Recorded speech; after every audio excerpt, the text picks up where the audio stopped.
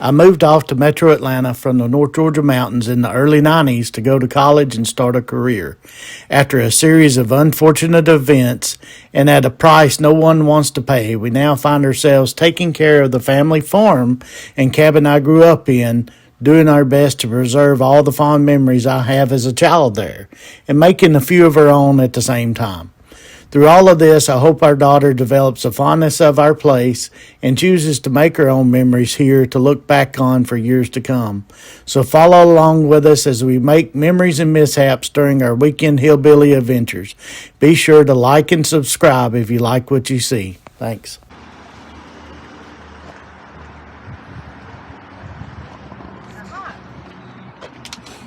Did you have a good week, Mal? Yeah? Huh? Did you have a good week? Yes. Yeah? You have a good week, baby? Had a great week. All right, let's go to the mountains, huh? Let's go.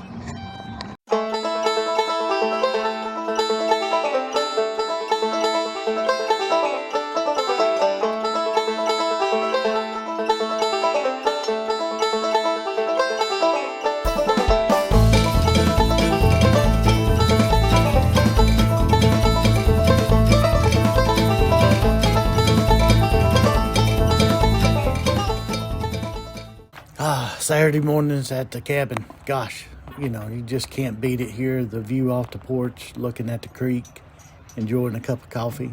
Maybe take a minute, let the dog out.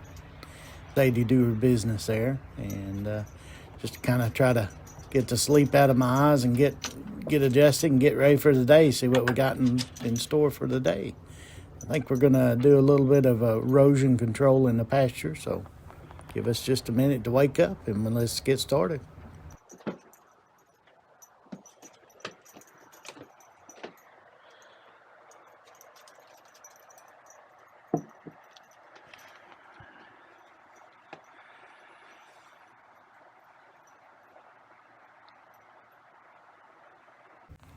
So like I said, here's an aerial shot of the pasture that, we'll be working in.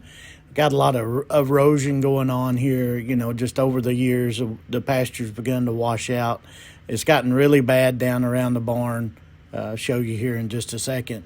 But up through the pasture is where we're going to do our main work at. It's just gotten really bad. Yeah, right here is kind of what I'm talking about. This is just right by the barn. It's really began to wash out a lot. Big sinkhole here just is kind of formed and going on. So just see what we can do. The biggest thing is that the water velocity, I guess, as it comes down the holler here, it just kind of begins to build up speed running through this gully here. And so we're going to try to put in some erosion control fencing and maybe dig a few water breaks along the way here and see if we can kind of dress this up a little bit and fix it. Definitely by no means, I'm by no means a farmer, a erosion control expert or anything like that. I'm just a somebody trying to figure it out and get it done and try to preserve what we have and what was left and passed down to us. So we're just going to give it a shot. And, hey, like I said, along the way, we're going to make some mishaps and we'll just see, we'll fix it and we'll figure out what we need to do. And if we don't do it right, we'll figure out how to do it better. So we'll see what happens.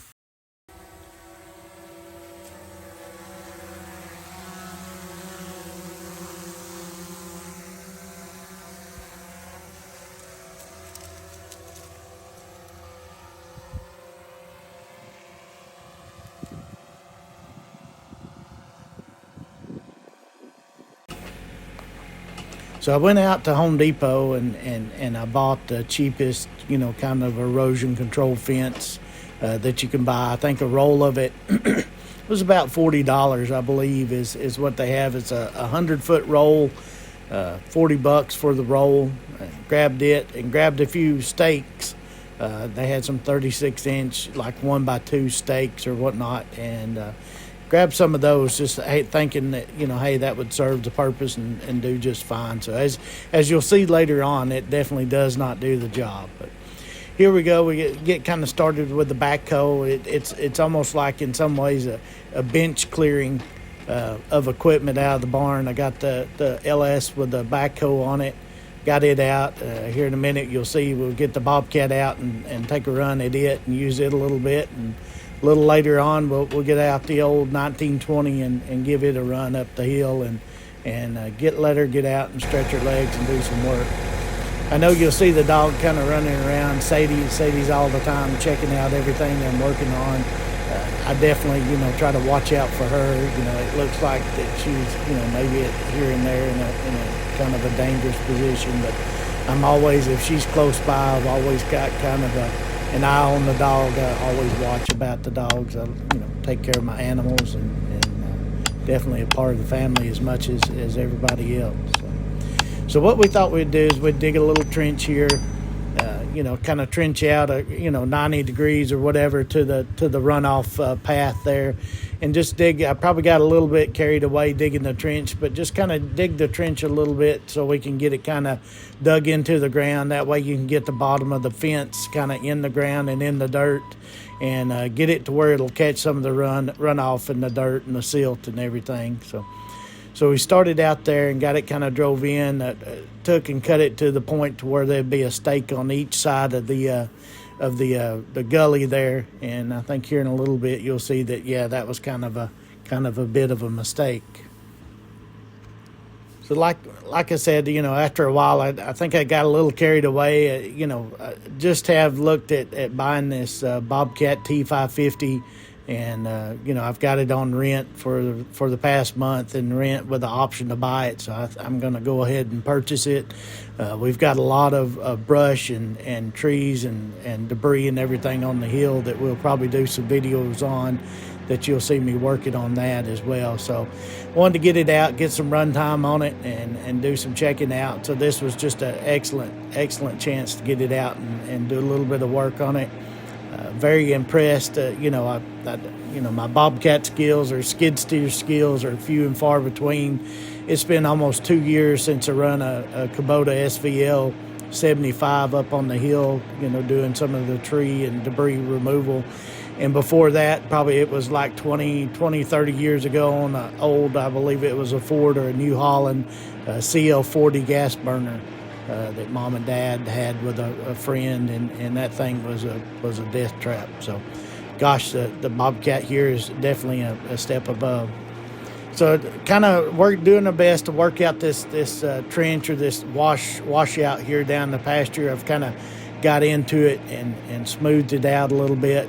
Just kind of push dirt and a little bit of some dead branches and whatnot, push that off in it, kind of sloped and removed the sharp edges on it, and just kind of rolled some of the dirt down into the bottom of it, and worked it back and forth, packed it in good, and just made this more of a, just kind of, I guess you would say, V'd it out, I guess, so that we can get a little better, have a little, not so that we have just a huge gully down the middle of the pasture there, something that the cows can cross. We can cross on the ATV. There are only a handful of places, due to the washout, that you could cross the pasture here.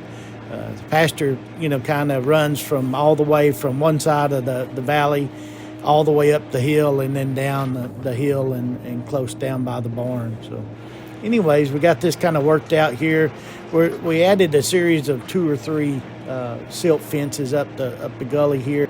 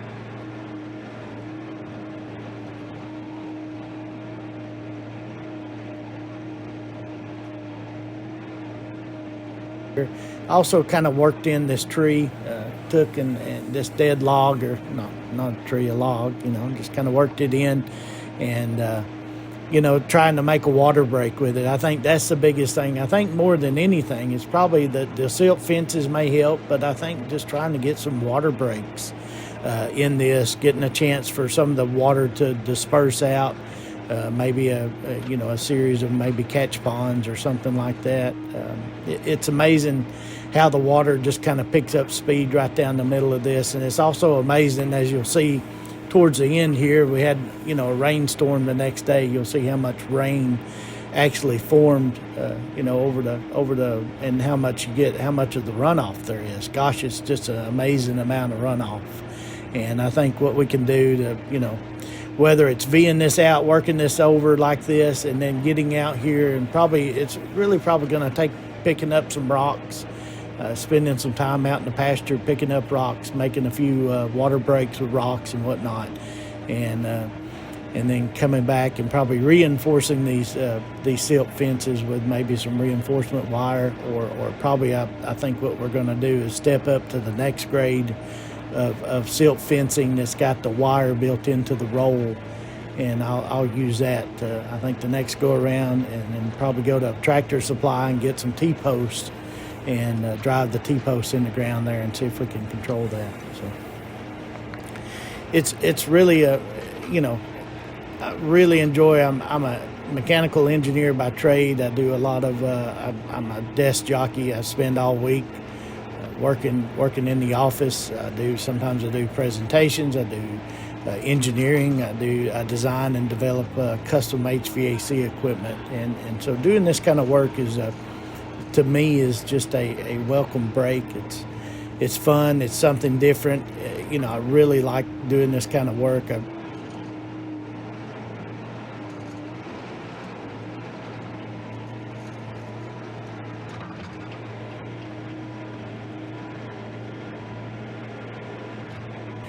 It's at the end of the day, to me, it's kind of a different kind of tired. You're still wore out. You still like doing this kind of work, but it's a different kind of tired, and a peaceful kind of tired. I guess that's the only way I can say it.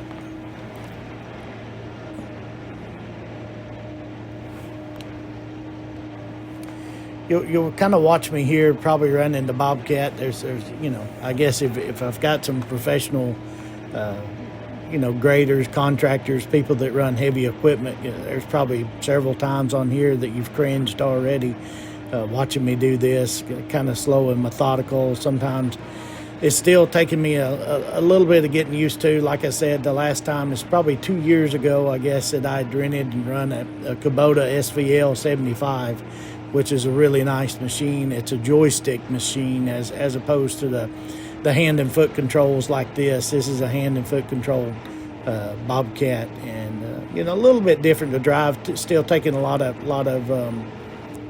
getting used to, and even with the backhoe. If you was watching me run the backhoe, I'm not the best at it. And like I say, I'm kind of the weekend hillbilly, right? Weekend warrior. I get one good solid 8 hours up here on the weekend on Saturday usually to make it count, and so we hit it hard. And so I will say, hats off to the guys that do this every day. It's definitely, it seems like to me, to a certain extent, maybe it's a little bit of a perishable skill, the hand coordination, I guess the muscle memory or whatnot that kind of goes with running the equipment. It's amazing how you develop that over the time running it. And after a while, I will say that I do have developed some muscle memory, I guess, for the backhoe. I've run it enough to get a little better at it. But like you say, you do this on 8 hours or whatnot over a weekend, and then go back to the office and sit and run a mouse and do some engineering and do something a little different. It's there's a little bit of a get back on the horse, I guess, kind of thing that goes along with it, as you do this. It's fun.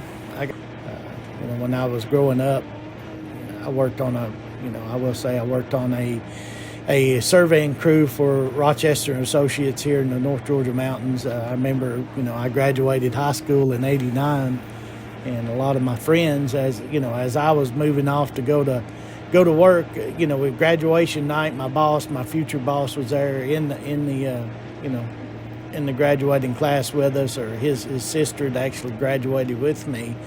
And I remember asking him, hey, you know, can I go to Florida with my friends? He's like, no, you need to go to work on Monday morning. So Monday morning, my friends were all in Florida celebrating graduation, and I was learning how to be a rodman on the surveying crew.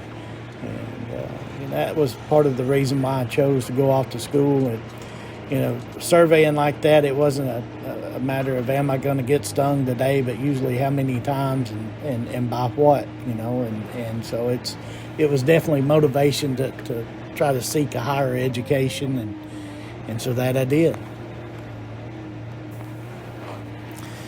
So slowly but surely, I guess, you know, you're watching me kind of work the Bobcat with this, and I know, like I said, some of you guys that do this for a living is like, man, I could have, you know, the little bit that you done with that, I could have done it probably in 5 or 10 minutes, and I bet you probably could, and without a doubt. So I'm just, you know, a little bit of it, just trying to be slow and methodical and think about it, and you know, and some of it's kind of getting used to the control of the equipment as well. So.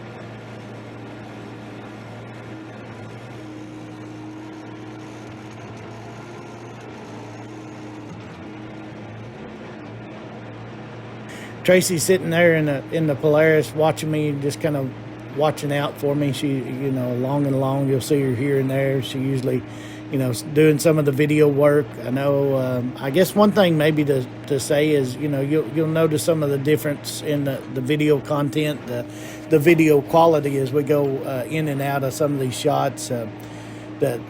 The video that you're looking at on the Bobcat's actually shot. It's shot with a Insta 360 Go-To little mount.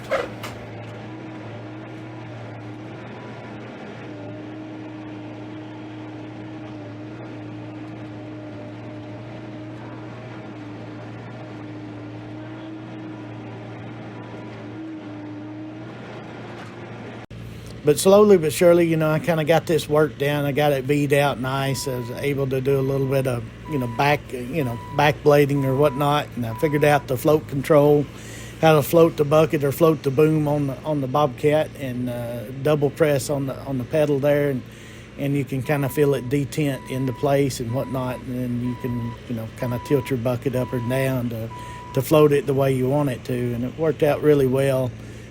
Towards the end of this, you'll see, doing that. Like I said, I'm an engineer by trade. I do HVAC design custom HVAC equipment. Like some of the stuff picking out the silt fence there. I can tell you the BTU content of air at a certain condition. I can tell you how many pounds of moisture you'd have to remove from air to meet a certain indoor condition. But in some ways, a lot of this I couldn't tell you I couldn't tell you what kind of silk fence I need to pick. I couldn't tell you, how best to dress this out or fix this. But over time, it's like anything else. You just kind of live and learn. You pick up the tricks of the trade, and you just get it done. I'm a big proponent of learning how to do things on my own and be dependent on myself alone. I hate that, but that's kind of the way it's been. Over the years I've learned that I can depend on myself. I can just depend on myself. I guess I'll just leave it at that. It is what it is, right?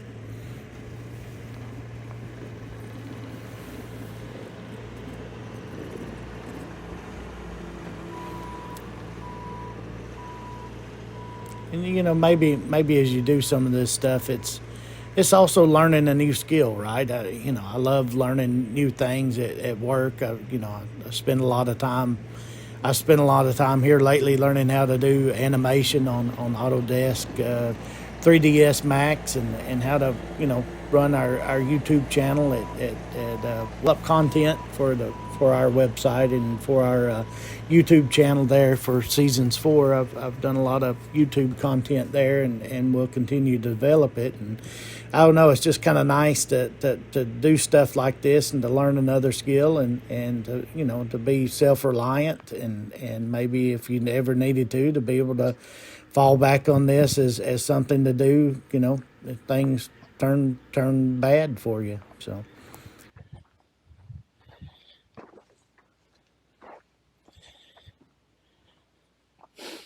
still a little rough, but it is what it is. In that big gully. So. Right? Much better than it was. Cows don't care. As long as it's good grass.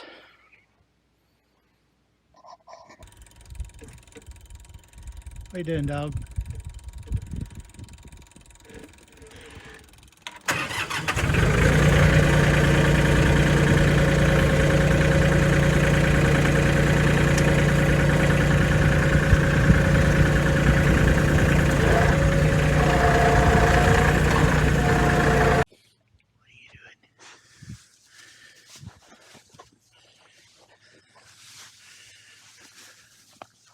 There you go. Shake it. There you go. There you go. Spread that hay. Get it. Spread it. Spread it.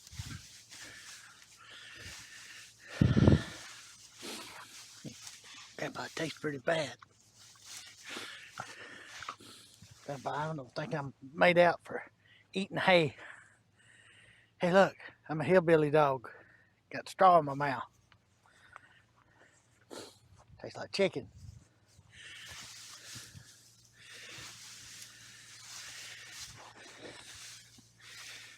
Get it. Shake it out. Come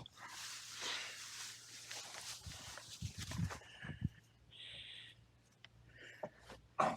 Ah.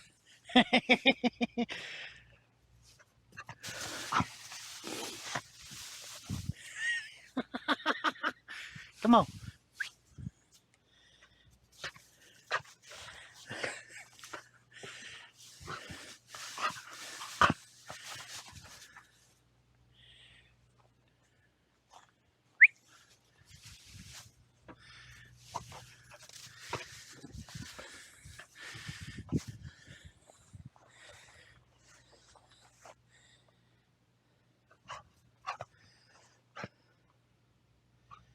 What is that?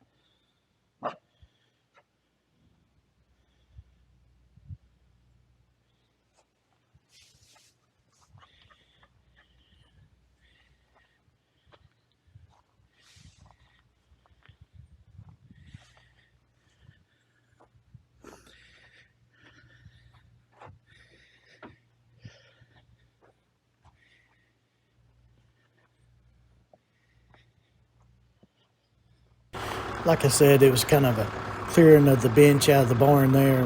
Got out just about every piece of equipment we owned, just for fun. The 1920 here, I think it's a 1988, 1920 Ford tractor. It's got about 2,400 hours on it. It's the first piece of equipment that I bought probably 2 years ago. Just riding one weekend, we were riding up to Blairsville, and me just always shopping, looking on Facebook Marketplace, knowing I kind of needed a tractor. I saw this tractor for $3,000, and made Tracy do a right turn, Clyde, and we took off over to Rome to write the guy a check for $3,000 so we could come back and pick it up the next day. And so far so good. It's been a good tractor. Needs a little bit of TLC. It's the clutch is about gone in it. Clutch releases right at the top, but it's got enough to motivate around. It starts good, runs good, and gets the job done. And you can't beat the price. $3,000 for a tractor with a loader and it runs and operates. That's a pretty good deal. So I grabbed the last couple of bales of hay out of the back of the truck there. Bring it out here to the pasture and just kind of let the tractor stretch its legs, and I like to get a little bit of run time and circulate the fluids on everything just about every weekend if I can. It's kind of self-serving my need for getting a little bit of tractor time and a little tractor therapy there. I run by General Supply in town. And the guy that runs that place is just super nice guy. No wheat straw. I was hoping to get some wheat straw to spread out here, and I guess the cows will probably eat the wheat straw as quick as they eat the hay, I guess, and look at them, here they come. They're like, oh boy, yeah, it's dinner time. So look at the dumb idiot there, the city slicker there, fixing to spread out some hay, thinking he's gonna mulch the grass or the seeds with it. So anyway, so we wake up the next morning, Sunday morning, and as you can tell, the creek's up. It's running chocolate milk, and it's been raining all night. 9 o'clock at night, we heard it start coming down on us, and hadn't put much of the equipment up, and just surprised. So got out walking around the pasture and just kind of little disappointed in what we've seen. But like I said, look at the amount of runoff is just amazing. Everything out of this valley just kind of funnels right down through here, and like I said, you live and you learn, and you figure it out. What you do wrong, and you figure out, okay, how we're gonna approach it the next time. So looking at this, it kind of the stakes like this one here. Just looking at it, just broke the stakes. It broke the middle stake, and so I guess what we'll do is we'll probably go get some T-posts. I think they make some 4-foot T-posts. Get some of those and drive them up, and maybe use some of the wire reinforced silt fence, probably and put that back in its place, or back it up with some of the wire. I think that'll do the trick. Maybe some zip ties, something like that, zip tied up. On up through here, it looked like the work we done. I think it was still beneficial. I think I'm still probably going to have to get back in here in the next couple of weeks and probably ride around in the pasture picking up rocks. Lord knows there's plenty of rocks to pick up. So I'll just pick up some rocks and get it kind of spread out in here. And I'm sure I'll probably have to redo my ryegrass seed. I spread rye on it, hoping that the rye will grow fast, grow good. Probably going to end up having to put a fence around this, I bet, to keep the cows away from it. I let my neighbors run the cows down here on the pasture, and good neighbors. You couldn't ask for better people, and so just they enjoy it, and it helps them out. And if you let the field sit here, you just end up with a field full of weeds and overall, and we doing each other a service there, I guess, so to speak. So. Anyways, and gave me some really good sausage, wild hog. Caught a boar, I guess, the other day, and I got a little bit of fresh sausage from that to give it a try. So that's a pretty good trade. I guess we're going to leave it at here.